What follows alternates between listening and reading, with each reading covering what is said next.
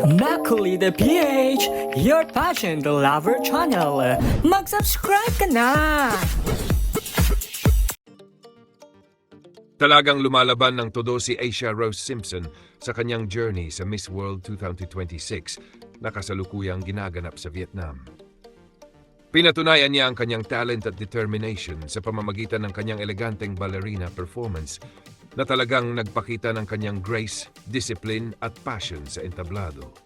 Samantala, dalawa na rin ang naging magandang resulta ni Asia Rose sa mga challenge ng kompetisyon. Nakapasok siya sa top 24 ng Sports Challenge at kabilang din sa top 60 ng Top Model Competition.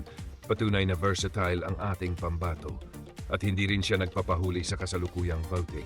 Sa Asia and Oceania category, nasa ika-7 puwesto ngayon si Asia Rose, kaya naman patuloy ang panawagan sa mga supporters na ibigay ang kanilang suporta. Habang papalapit ang Coronation Night, lalo pang umiinit ang laban para sa corona.